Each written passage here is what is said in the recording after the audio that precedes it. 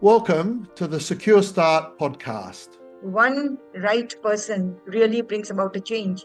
I said, how would you understand a child's trauma or the need if there are hundreds of them are together? If there are smaller numbers, then you can do individual care for each and every child. So this is the kind of stability we are able to bring in. Children know that the others may come and go, but my mentors would remain. And we have been able to facilitate care levers networks as a global care practice. Aftercare support does not stop even when they become they leave aftercare. They become Udayan Care alumni.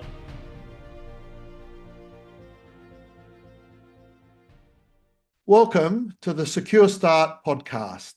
I'm Colby Pearce, and joining me today for this episode is a highly respected figure in child and family welfare in India and beyond. Before I introduce my guests, I'd just like to acknowledge the traditional custodians of the land that I'm meeting on, the Ghana people of the Adelaide Plains, and acknowledge the continuing connection the living Ghana people feel to land, waters, culture, and community. I'd also like to pay my respects to their elders, past, present, and emerging. My guest today is Dr. Kiran Modi. Kiran has a PhD in American literature from the Indian Institute of Technology, Delhi. In 1994, Kiran founded Udayan Care, a non-profit organisation. Since then, Udayan Care has delivered programs at national and international level with a focus on family strengthening and care reform. Under Kiran's leadership, Udayan Care now operates in 36 cities across 15 states in India and has international chapters in the United States of America and Germany. Kiran developed the Life Living in Family Environment model for group homes, initiated aftercare programs, and launched the Udayan Shalini Fellowship, which has supported over 16,000 girls in higher education. Kiran also established 24 IT and vocational training centres, training over 30,000 youth. Kiran has pioneered several initiatives, including BICON, the Biennial International Conference on Alternative Care for Children in Asia. BICON's Asia's largest platform for care reform, and an international journal, Institutionalized Children's Explorations and Beyond. Kiran led India's first care leaver study, resulting in new programs and the formation of the country's first care leavers network, as well as a global network of care leavers. Kiran is a recipient of many prestigious awards, including the National Award for Child Welfare, India's highest commendation for a non-profit child welfare organisation, and has contributed to several research papers in national and international journals. Welcome, Kiran. It's such an opportunity. Thank you, Piers, for giving me this opportunity. I don't know whether I should call you Colby or Colby will do. Colby's good. Colby's fine. And we just also should acknowledge Lena, who is also joining us on this podcast, and she will be helping you with some slides that you wish to show during the podcast. And Lena is your Director of Advocacy, Research and Training there at Udayan Care. Thank you. Thank you. Yeah, so I feel very privileged to have you on, Kiran, and it's also nice to have someone on who's in a relatively similar time zone for me. So it's mid-afternoon for me and mid-morning, I think, for you, mid to late morning. Yes. Yes. And I just tell you that somewhat embarrassingly, when we were first communicating and you were putting IMT, I was reading that as International Median Time. I thought it meant Greenwich Meridian Time, not Indian. So that was my bad. We say that was my bad here. So anyway, glad that we got it sorted out after a while. So Kiran, can I first ask you to perhaps just tell us about Udayan Care? And in particular, perhaps mention what the word Udayan means and how does the definition of Udayan relate to the work? It's a lovely question, very near to my heart. Udayan is a Sanskrit word.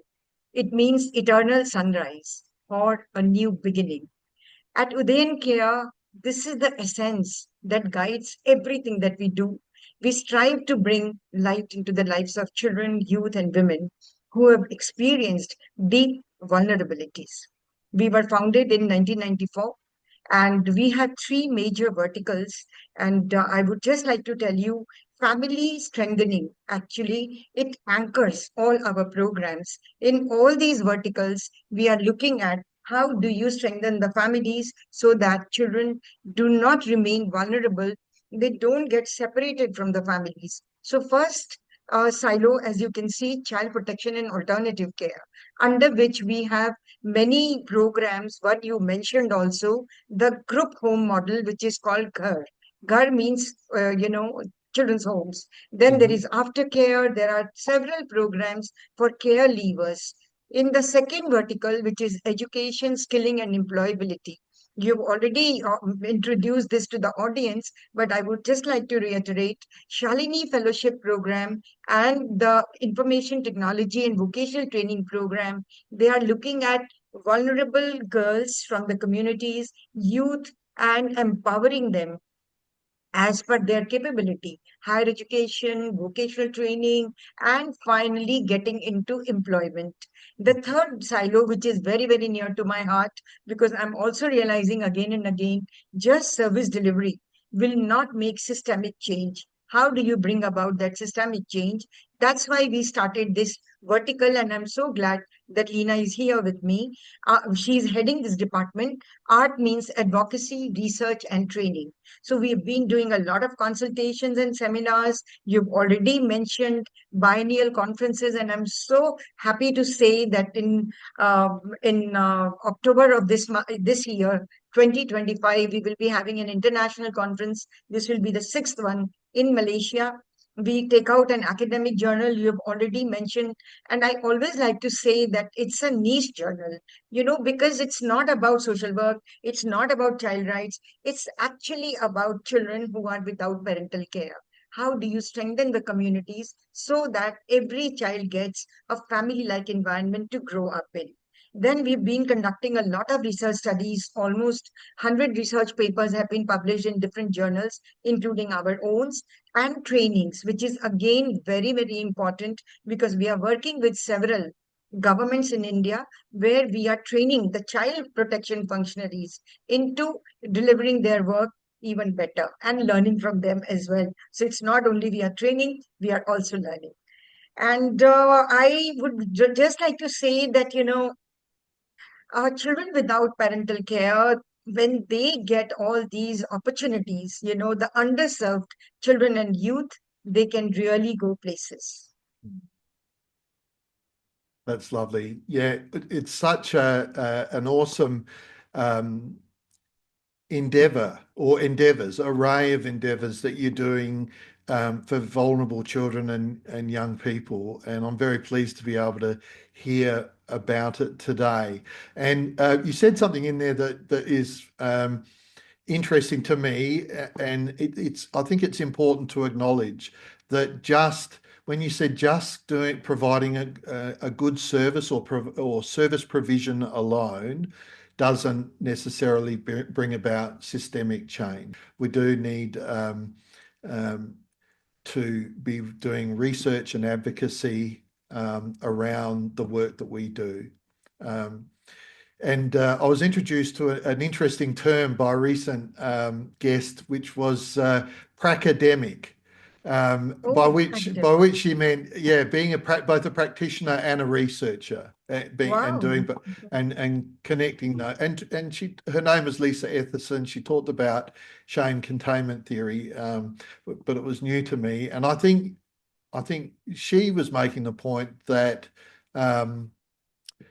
Not only is it necessary, as you say, to do something more than just do service provision, we are the best people to do research in this sector, the service Absolutely. providers. Yes. The practitioner's experience has to inform policy and research. Yes, yeah. So what led you into this work? I noticed you have a PhD in American literature, but you've kind of gone down the um, child and family welfare path. What led you into this work, Kiran? So actually, the life experiences. Um, as a child, I was only 8 years old, and I just can't forget. I was on a very, very busy road full of people with my parents, and suddenly I found myself lost. Mm, And I cried my heart out. And finally, the police took me to the police station where my parents came after some time looking for me everywhere. They were looking so worried, and I was so relieved to find them. This thought remained with me. Just a few seconds of parental separation, it formed my childhood, it informed my childhood, it continued with me in my youth. So I think it was a very powerful experience which really made me understand what do children without parental care go through.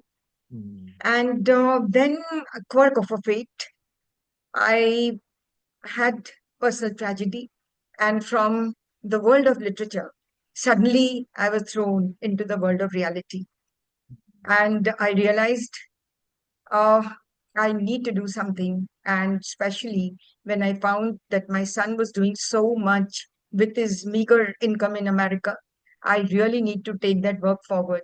And I started thinking of setting up an organization which can serve the underserved. mm, Here, in the initial 1 year, it really took me, I went around to all kinds of causes, at least 150 organizations I visited.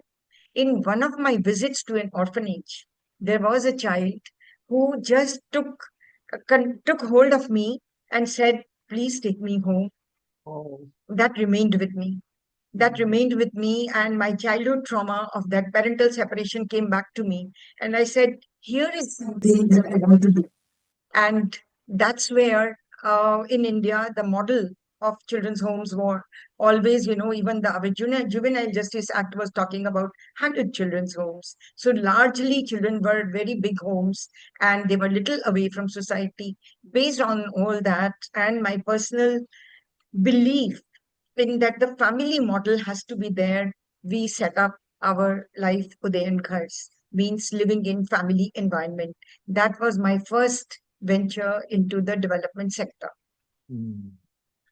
Yeah, lovely. And I think such a stark portrayal of the an experience for you of what it feels like to be separated from family, and that extends even to children and young people whose families are struggling with with their care, Yeah, um, or are very dysfunctional. The children still feel keenly um, that separation. Uh, yeah. so you visited more than 100 organisations. I think you said more than 150 organisations in that year before you went down this particular path. And you started out in 1994. And how easy or difficult was it to establish Udayan Care and the work that it did? I would say it wasn't really difficult in the beginning. All you need is some kindred soul who speak to you, who understand where you come from, and just find those kind of people who will support you. So once you built that kind of a support system, and the legalities of setting up an organization is done, and also your cause is very clear, then it's not such a big challenge. But of course, limited infrastructure, low awareness in India about child rights, and especially uh, low awareness about small homes where children could live like a family. So there was a lot of skepticism, and the government was running such large homes. To get a license for a 12 children home was also quite difficult. So I really had to fight it out. But, as they say, one right person really brings about a change. There was this officer in one of the women and child development department. She understood where I was coming from. I said, how would you understand a child's trauma or the need if there are hundreds of them are together? If there are smaller numbers, then you can do individual care for each and every child, and the adequate resources could be provided. So she understood my point, and they allowed me the first license. Then, of course, more licenses came, and we set up 17 homes at one point of time. Resource mobilization, as you know, it's always a constant challenge for any organization. But I think we were really blessed. We have been able to find, actually, I always say the man upstairs, God, he's Mm, there to help us. So I don't have to worry about resource mobilization. He takes care. The biggest challenge was, how do you find the workforce who is qualified, who is trauma informed, and who are interested in learning and sticking on with you? Children, they have suffered unstable families, broken relationships, and then they come here in a children's home. They want, that kind of a stability. But the reality of the world, at least in India, is that it's very difficult to retain people because, it's becoming like any profession. Earlier it used to be different. It wasn't really, social work was really looked at only as a profession. Mostly people with large hearts, they were coming here. So, but the things have started changing. So it becomes very difficult to get qualified and informed workforce. mm. Also, to develop partnerships, both at the local and international level, with policymakers to your next door neighbor. How do you develop these kind of partnerships with different NGOs, with different funding agencies? So these collaborations were again difficult, but it wasn't very difficult. We were able Mm. to do. I think the key is you have to persist. There has to be a transparency in your work, and of course, an unwavering belief in your mission, which can take you forward. Yeah, yeah, lovely. Something that you said in there that resonated with me quite a lot was I strongly believe that when we just focus on doing a good job, that the other things that are necessary, the people, the financial arrangements, they tend to fall into place. And at least that's what I found, and it sounds like that's what you found as well. Absolutely, Yeah. absolutely. And also another challenge which I would like to put it across. It's the ecosystem which is changing, the legalities, the legal provisions, whether it is for foreign donation, whether it is for, different kinds of paperwork. It's becoming, so much of paperwork in India also, which I realized when I visited some organizations abroad, that the social workers end up doing a lot of paperwork. And we never used to have so much, but now it is increasingly, becoming more and more. So it becomes like a tick box for many things. So which is a little bit painful, but we are trying to deal with it. Yeah. Yeah. I don't think you're on your own there. I think that there, as you say, you saw that in many of the organisations that you visited, and even here in Australia, in the jurisdictions I'm familiar with, I think the paperwork has long been a bone of contention amongst workers who really Yeah. just want to help children and families. Yes. Yeah, yeah. Kieran, one of the things that really intrigued me about your organization and your bio when I read it was the care leaver study that you did. Care leavers are very near and dear to my heart. I I have primarily worked long term as a psychotherapist in the child protection space and out of home care space, and I've kept in touch with, or at least they've kept in touch with me. A great many of the care leavers that I knew when they were younger people and in care, and um, I've always been really um, concerned, I guess, about the lack of support for a great many of our care leavers and the struggles that they have post care. So I'm really interested to hear a bit more about your care leaver study and how that was then translated into better support for care leavers. Yes.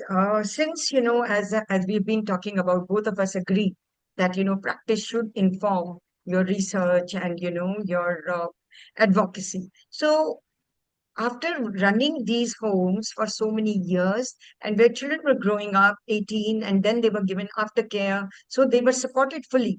And we realized that many organizations are not able to do that kind of work, even though the government mandate was there to Mm, support youth, as they are growing up at 18. You can't expect them to be on their own at the age of 18. But it wasn't happening in a very big manner. So we decided to conduct a study, and we were lucky enough to get partnerships from UNICEF and Tata Trust. So this study was conducted in 5 states of India, where we took up 500 youth. And first of all, it was so difficult to trace children who have gone out of these institutions if they are not being supported. So it was very, very difficult to find them. mm. But when we developed our questionnaire, which was again, a very big process of, to and fro, getting participation from the care leavers also. Finally, we finalized our tools, and then we started doing studies. And some of the gaps which came out, I would like to just tell you. Yep. And the youth that they were telling us, we realized where are the gaps? Gaps are in identity and legal awareness. So they don't understand who am I as a care leaver? Am I a care leaver or am I a human being, who should be supported? What is my legal awareness level? Most of the care leavers did not even know that they are entitled to aftercare support. Housing. Most of them did not know after 18 where to go, because in India we don't have any special system other than some aftercare hostels set up by government or NGOs like us. So there was a big problem about housing. If they would like to take an apartment, it wasn't easy for them to get the paperwork done. Independent living skills, what we realized, children who were growing up here in institutions or in foster care, everything was done for them. So they were not learning the independent living skills. So we felt that this is a big gap. Then another gap that came out was social support and interpersonal skills. When Mm, you are in a children's home, largely you are meeting children of your own kind. When you go to school, it's only for a short while. Then again, you come back to the routine of the home. You don't get an opportunity to go out and meet society at large. So they become, their interpersonal skills, they are not able to develop. We also realize children who suffered so much trauma and abuse when they were separated from the family. Sometimes family itself was the perpetrator. And so many times after, leaving the family, they land upon streets. There again, more, trauma is perpetrated on them. How do they have emotional well-being? Are the care homes able to address their emotional well-being, give them support, trauma-informed care, so that they are able to. I mean, nobody can really overcome trauma. This is what I believe. At best, a scab is formed. And at the littlest of the provocation, the scab is gone and the blood starts oozing. But still, to form that scab and even to inform the children how you can deal with your issues, the coping mechanisms, the resilience, how much is being done, we found there was a big gap. mm, Physical health wasn't so bad, 78% children, but they did not have any insurance. So without insurance, it's so difficult to go for any kind of a proper care. Education and vocational skills was taking a real, back step, because the mm. children, they their education gets disrupted when they leave the family, and sometimes from institution to institution, from one foster family to another, the education system is such that dropout rates increase, and it becomes very difficult for them to cope up. And if you don't have the required education or vocational training, it's absolutely impossible to gain financial independence and to develop a career. So these are some of the things that we developed, and we call it a sphere of aftercare. So we feel every young person coming out of a childcare home or from a foster care, they should be getting support on these 8 domains, because these are, as you can see, these are interconnected. Nothing is standing on its own. You give housing, you don't give others. It doesn't make sense. So it all has to come in a package so that the youth, they are able to sustain themselves and go to the next level in their lives. So you also asked me, how did it support the larger system? So these Mm. recommendations which came out, where three things I would just like to point out, although there are many things, but we also have lack of time. So we were talking in India, for every child in an institution, there has to be an ICP, individual care plan. But at Mm. 18, it has no connection with your care plan which was made for you. It has no, future, because there is no aftercare plan made. So we Mm. very strongly recommended that there should be an aftercare plan for every youth who is coming out of after 18. So it happened into 2023 Mission Vatsalya, which is a government-run scheme. There they are introducing IAP, which was a very big, satisfaction for us. We, in our recommendation, we said there has to be an increased investment on aftercare.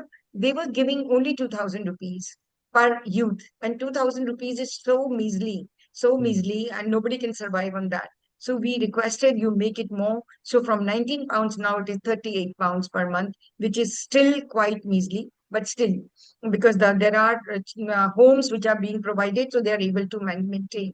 We also said there has to be a lot of linkages and convergence between educational institutions, between skilling, ministries, between, all these ministries must come together, and more such, with this convergence, different government departments should be addressing the issues of the aftercare youth.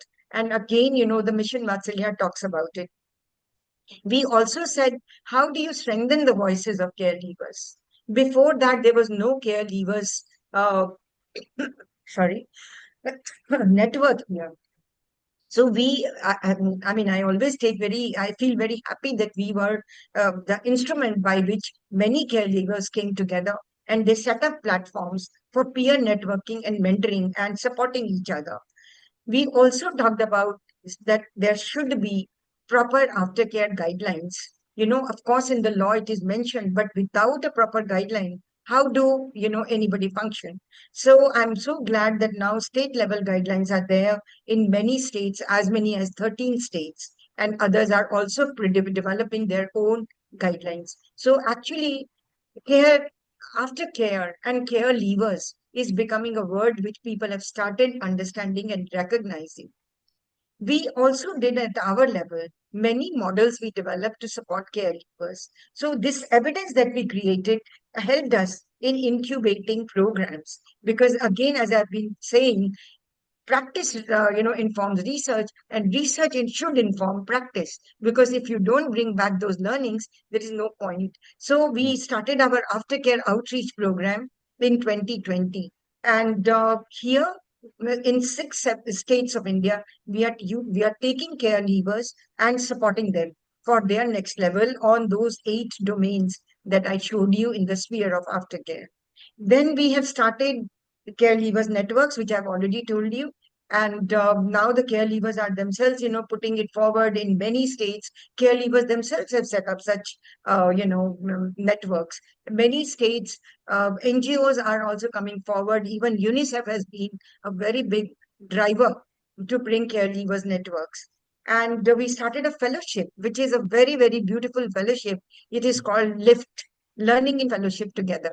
Here, the youth, they have to submit a proposal by which they are going to support other care experienced youth. So every project is different. Somebody is taking up developing life skill programs, somebody is developing a research program, somebody is developing podcasts of care leavers so that their voices can be heard. So beautiful, projects they come up with. We are also giving a lot of support to state governments, especially on FBAC, family based alternative care programming, which includes aftercare. So these are some of the states: Bihar, Madhya Pradesh, Telangana, and Jharkhand. Mhm. We've been generating a lot of evidence through publications, researching and publishing it. As I told you earlier about our 2018-19 study, Beyond. the one which I talked about. But after that, there have been a lot of researches which we have been publishing in different journals.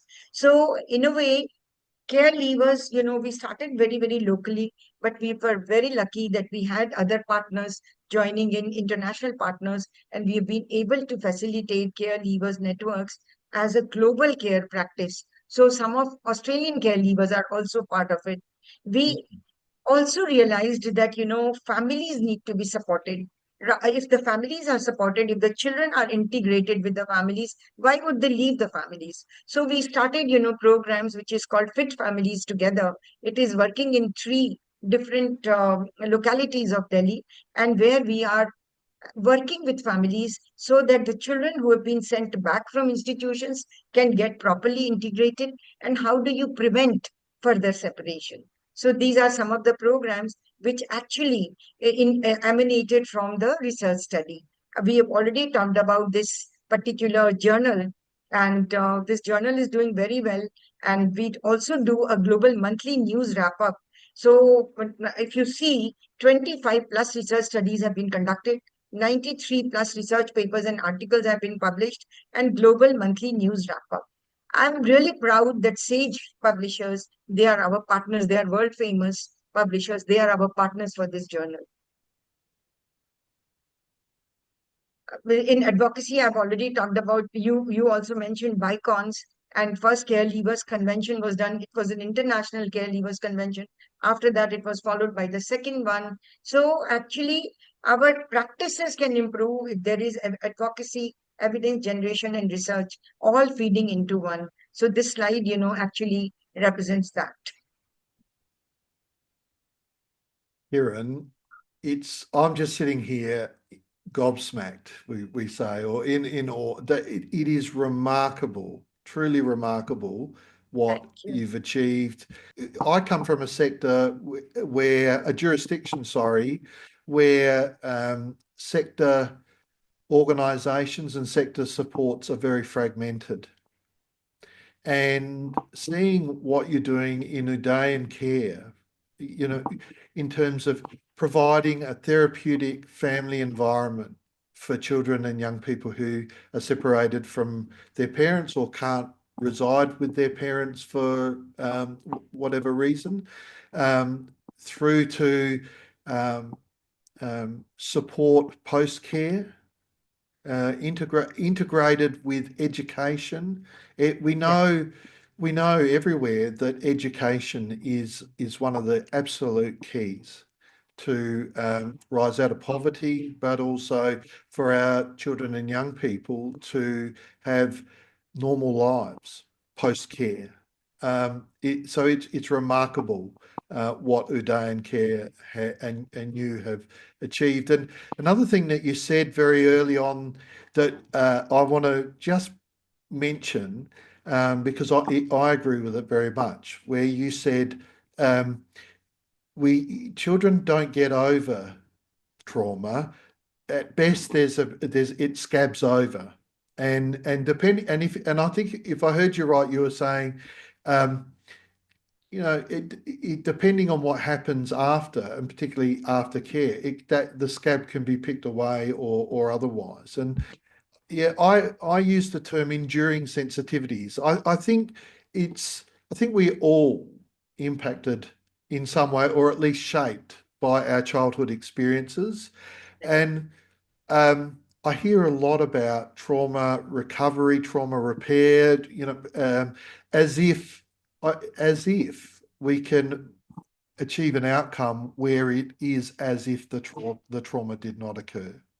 And the reality is that that's absolutely. a fool's, Absolutely. yeah, it's a fool's quest. We'll never get there. And I think Never. saying it is really important because it takes the pressure off everyone. Yeah, Yeah, we don't we know what'll help. What will help will be connection to. That was the other thing I didn't mention that I loved about your presentation: restoring connection and strengthening connection to family. The most healing relationships, in my view, are those family relationships. And absolutely. yeah, and so yeah, just I'm just blown away. It's just remarkable to see what you are doing there from an integrated service provision point of view. Thank you. Thank you. I So would just like to, add here, yes. in the last 3 years, eight of my youth who came out of our children's homes, they all studied in UK, and on complete scholarships, they did their masters. I mean, so it's not that trauma was erased. Mm, Trauma remains. I always like to say trauma lodges in your heart. mm, It's not easy to, and every given situation, it does come out on the fore. But mm, the issue is what kind of a resilience skills, what kind of a coping mechanisms you've been trained so that you can at least at that time you are able to overcome that sorrow, that pain, that self-pity. yeah. So I Yeah. think that's very important. And I think resilience training takes a lot of our, focus. Mm. The other thing that I think is of particularly close to my heart, because I've also developed therapeutic models, but the life program, the living in a family environment model that you talked about. Um, I'm just wondering if you might tell us, share a little bit more about its kind of key elements. Yeah, And sure. I'm particularly interested in any challenges you had in rolling it out or delivering it and how they were overcome. So actually, as I told you in the beginning also, that large homes were the reality. So when we started, residential group homes, which are called sunshine homes, Udayan, as I told you, sunshine. So these are sunshine homes, so that they can dispel darkness from their lives. So we developed a strategy which is called life, living in family environment. First of all, I did not like that, system where every 8 hours new people are coming in, the next batch of people are coming in. There is no continuity there. So we developed a system by which the carer team, the carer team, it was like permanent Mm, voluntary mentor parents. Like I'm also a mother to, so many of them. So these are all volunteers who commit themselves for life. So that means as long as I am alive, as long as this home runs, my services are for the children. But since we have our own families, we are not able to stay with the children, but we are there for them. So we are meeting them twice or thrice a week. And whenever they need us, we are available on telephone. We actually become a window to the world for them. So these are voluntary mentor parents. Then, other than that, there are supervisors, in-house caregivers, psychologists, health specialists, social workers, and volunteers. And at the office level, there are managers who are managing the whole thing. So at this moment, there are 11 Udayangars. There used to be 17. We've reduced the numbers. I will talk about that later. Let me first finish this particular part. What is our model? So the model is to develop a beautiful synergy between volunteers who want to give and volunteers who are committing for life. It's not that I can come in today and tomorrow I can go.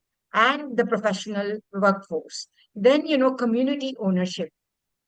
We thought it was so important that the children should be in a community and they should be available to the neighborhood. So there is a community park where they are playing with others and they are mingling with others. They are going to the neighborhood shop to buy something. So it becomes like a normal childhood. And community ownership was so important. Communities, they start owning them. For them, these become their children. They go to mm, middle class neighborhood schools, and there is a lot of social integration, and this gives them a very good, realistic worldview so that when they grow up, suddenly they don't have to face this monster called society, because they are carrying some very bad image from their childhood. So we want them to get adjusted. Then holistic upbringing. Here, through a participatory approach, they are provided quality education and all that those 8 domains which I showed you are for their all-round development. We are working on that. There is a safe and non-discriminatory environment. There is vocational training, education, life skills, exposure to the market, secure and stable attachments. I will be talking about this attachment theory of John Bowlby. He was my biggest influence, when I started these homes. The children who have disrupted attachments, and how do we make their insecurity and turn them into secure attachments? How do we train them into this? That's why we brought in the voluntary mentor parents bit and the social workers and everyone. All of us are very consciously working on developing stable attachments in them. As I said earlier, individual care plans are made where each child, we discuss with the child and the full team what should be the plans for going forward. And these are the therapeutic, and then the mental health, therapeutic interventions are tailored to each child's need. So certain things we are able to address in a group system, group workshop. Certain things they need individual attention, and we are constantly researching on what we are doing. We have developed our own tool, which is called QANCC. Mhm. Already 10 years data we've been able to collect, and three research papers have been published where children tell us what is going right for them and what is not going right for them. And just to maintain complete, transparency, none of our staff conduct these. We are getting, master students from social work. They come in every year and they conduct these tests so that, children are able to voice whatever they want to say. So trauma informed care approach is very, very strong, and we do continuous training of our staff. The staff is, quite fast rotating. So we try to retain the staff. We try to, train the staff into trauma informed care. And our ultimate aim is that the environment of the home should be trusting. The child should be able to trust us, should be enabling and stimulating so that they are able to become productive citizens of tomorrow by giving aftercare support.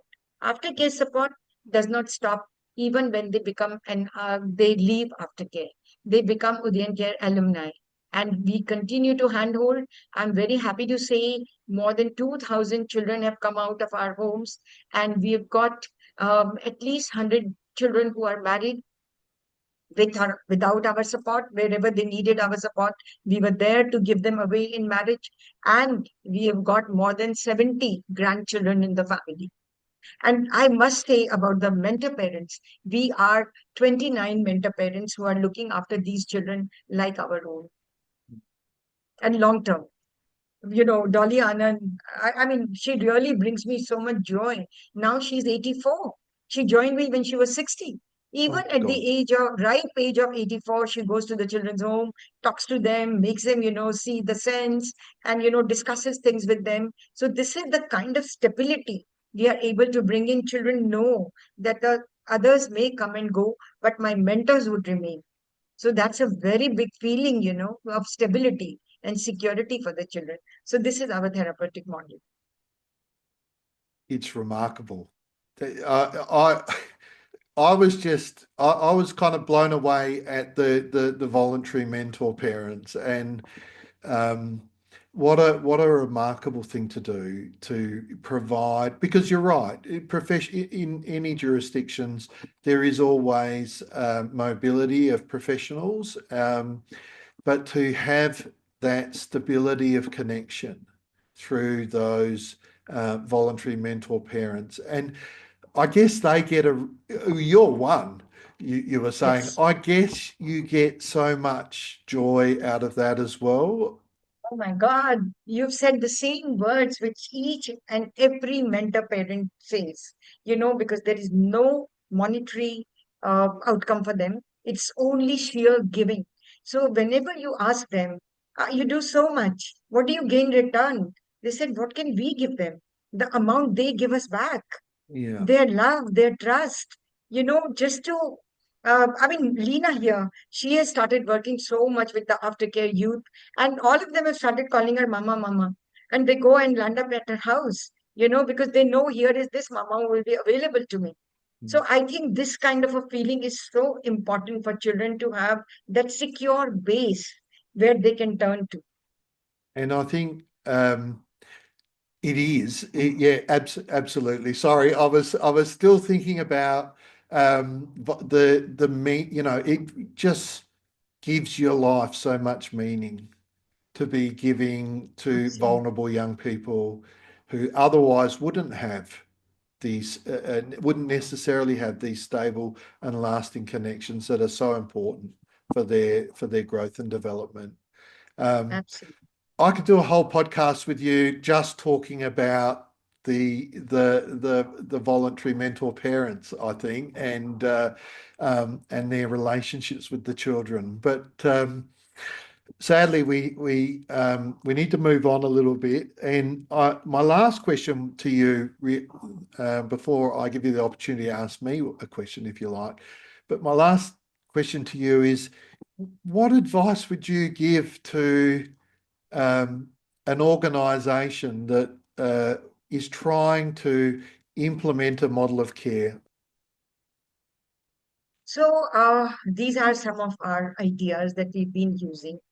Uh, how do you integrate children in institutions back into families Mm, and prevent the separation? So, and unless you keep that mental health perspective on the top of your priority, you will never be able to do the justice. It has to be a strength based framework. So what we do is trauma informed care, and my advice to everyone is you have to bring in into your system of working and training the staff, letting the children know you have suffered trauma, there is no problem in that, we can still move on. And mm, tenets of Bowlby's attachment theory. How do you develop secure adult interpersonal relationships? This is why, as I told you, mentor parents, I know it's a very difficult system, and it's not easy to find this kind of a lifetime committed people.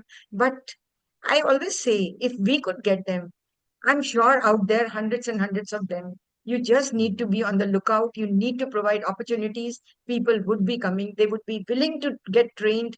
And they are experienced parents themselves. So parenting experiences plus attachment tenets, they will be able to apply to the children. We also believe a lot on Erickson's psychosocial theory of development, the 8 stages. So we keep on training our staff onto these stages unless you understand where the crisis is and you are able to resolve it and go to the next stage, otherwise you will remain there. So it's mm, very important for all the organizations who are working with children, at least in my mind, to have this kind of a developmental approach. And we have placed our children right in the midst of the community. So when I found Yuri Bronfenbrenner's ecological systems approach theory, well, I was blown away because this is exactly what we were doing without, naming as microsystem, mesosystem, exosystem, mm, macrosystem, or chronosystem. But we were doing everything, whether it is, at the community level, whether it is at the school level, whether it is at the state level, we were trying to bring children and people, community together. So I think these are very, very important. This community approach, when we go to the community, what we found, most of the community members, they feel so hopeless because they feel I'm not able to look after my child. So take away my child. How do you convince them that you have enough strength in you and you can look after your children? So I think, even something as simple as genogram, you make them remember who are the people around you who could be, your partners in bringing up your children. What are the assets available in your community, in your area on which you can impinge upon? I think for any organization, it's very, very important to keep these in mind. Then, as I've been saying again and again throughout, that building resilience, improving coping skills, emotional and social well-being, make them into a social person. Don't let them be a loner in a children's home or even in a community when they are not able to come out. You have to make such systems by which the child is able to cope and become a social being. We have to address behavior modification. Children who have suffered trauma, they need, behavior modification. So we need to develop a proper, plan for each child. How do you ensure a productive future? And everything should be done in a case management approach and a higher purpose in life. So we haven't mentioned in our 8 domains the spiritual aspect, but I mm. think it's so important to have a higher purpose in life.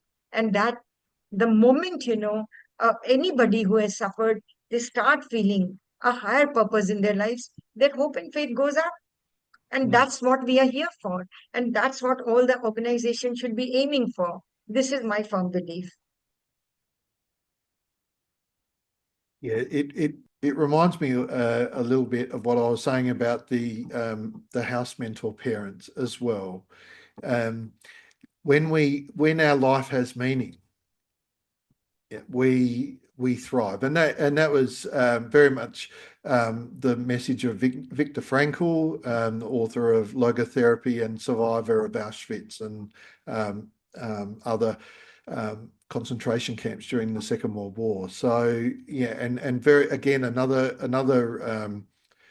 theoretical orientation very close to my heart. That's wonderful. It's wonderful to hear that you can instill in our children and young people, um, in the children and young people that you serve in your country. I mean, they're collectively ours. It is one I, human race, isn't it? I must make a caveat. It's not possible to have 100% result. And we must not get upset or start feeling guilty that I've not been able to serve this child, because you are trying your level best and you are making an individual specific plan. Still plans fail, so you have to take your successes and your failures in your stride. It's the trauma is so complex, and the kind of trauma they have faced we can't even imagine. We have not suffered, they have suffered. So they have their own reasons, so we have to keep that in mind and accordingly deal with them and deal with our own frustrations and sense of failure. It's very, very important that we take self care. Otherwise, we will never be able to do justice to the children. Yeah, I think it's really important that you mention that it is a tough area to work in, and that what you said links in with a couple of my previous podcasts too. One with Dr. Nicola O'Sullivan talking about supervision and the importance of reflective supervision and acknowledgement that acknowledges the impact of the work on us. Um, the other thing that came to mind was Graham Kerridge's podcast. That was, I think, at this by this day the most recent past podcast that I released, and he told the story of a young person who he worked with at the Cotswold community in the UK in the late 1970s, and who recontacted him or contacted him via LinkedIn only a few years ago, but some 40 years later, more than 40 Mhm. years later. And in telling that story, Graham did mention that the young person, that there were challenges, and it wasn't um, the best outcome that you would want to draw everyone's attention to in terms of his early um, progress in life. But then he found his way, and Graham tells what a wonderful story about his that young person's achievements in their adult life. And I think a lot of people say to me, they worry about whether what they're doing is enough for these young Yeah, people. And I'm always put in mind of the one good adult research, the one good adult literature, which says, and I'm paraphrasing here, but as long as a young person when they're growing up can identify one person who yeah, who is there for them, who understands them, who they can turn to very for important. support, then that will make, yeah, they're much more likely to have a normal life. And I Yeah, say normal absolutely. life because, again, I'm tying this in. Another recent guest, Adela Holmes, talked about our aspirations for our young people should be a normal life, just a normal Yeah, life. Yeah, just a normal life. Yeah, yeah, yeah. Lovely. yeah. Kieran, I always give everyone I'm not sure how about your time, but I always give everyone a chance now to ask me a question before we go. But did you have a question you'd like to ask me? Actually, can I ask you to? Yes, why not? So you've been doing such beautiful podcasts, two or three of them I've been able to hear, and I gained so much from them. I want to understand from you, what is one surprising or transformative insight you would like to quote after meeting so many people who are practitioners in this field? You are speaking to people from around the world. One surprising and transformative insight which you were not exposed to earlier. This is my first question. And the second question, in the AI world, how do we manage, the learnings that we are making, and how do we maintain children's confidentiality and safeguarding concerns? These two questions I have for you. Well, I always pride myself on being able to answer questions without notice. The second one on AI, I have to say I don't know with that one. I think the AI, the technology, the AI field is just developing very quickly, and if you don't kind of stick with it, it leaves you behind very, very quickly. And I had Catherine Nibbs on, I think was podcast episode 4. She's a international expert in online harm for children, and she reflects on just how difficult it is, seemingly, or at least how far behind adults are in having a full appreciation of the online world, and where children and young people are at online. So, um, if you haven't already, have a listen to her podcast, and perhaps follow up I've with seen her. your YouTube. Okay, yes. Um, so sorry, unfortunately, all I can say is I don't really know the answer to that. What I do know is that we need to educate our kids. We can't our young people about what's out there. We can't restrict it, because children who come from deprivation, apart from it being totally unfair, um, they respond very badly to further attempts to restrict. Um, and also, um, being overprotective and restrictive in that way will mean that they will feel different to their peers. In terms of what I there's been quite a number of insights. The things that have really stood out for me have been the importance.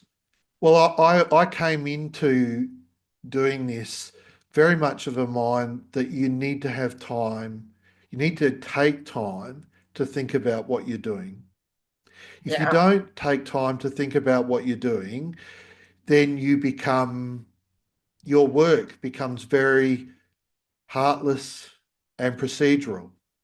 And with regard to the heartless point, I think one of the things that I've been talking about with a number of guests has been the importance of acknowledging the impact of the work on us, and being aware of um, our own capacity um, to perhaps not provide the best level of care because it's uncomfortable for us because of some aspect that it brings up for us. So I think I think that addition to what I was already coming in with about thinking about care, I think thinking about the work we do, thinking about the impact of the work we do and where our blind spots are. Nicola O'Sullivan talked beautifully about this in podcast number 3. Um, but you know what? uh, It's it can sometimes feel isolating working in this space. You it's very nuanced, it's very specialist, and you can't just talk to anyone about the work that you do and for them to fully understand and get yeah, where you're coming from, what your experience is.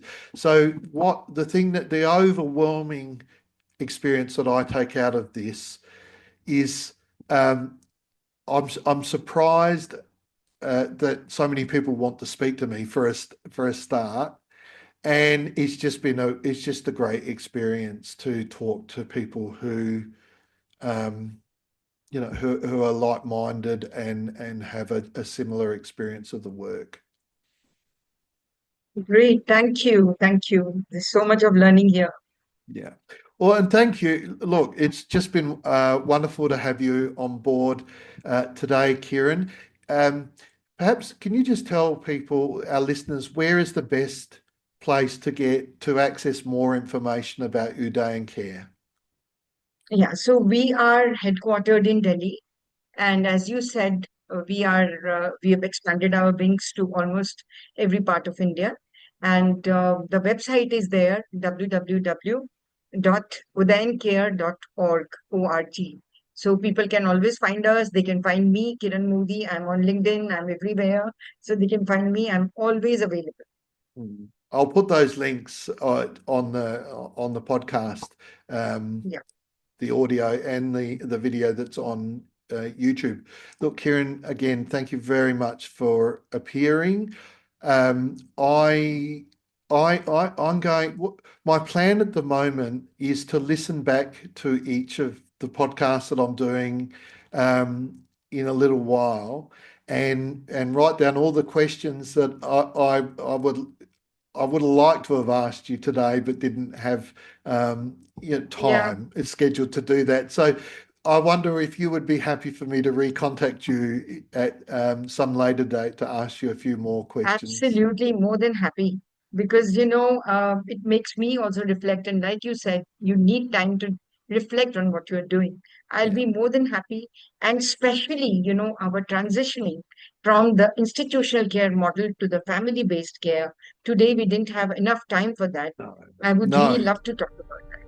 Yeah. Thank Yeah. you. Thank Yeah. you. Absolutely. All right. Well, thank you, and all the best to you. And I'll speak to you another time. Yes. Thank you. Bye. Yeah.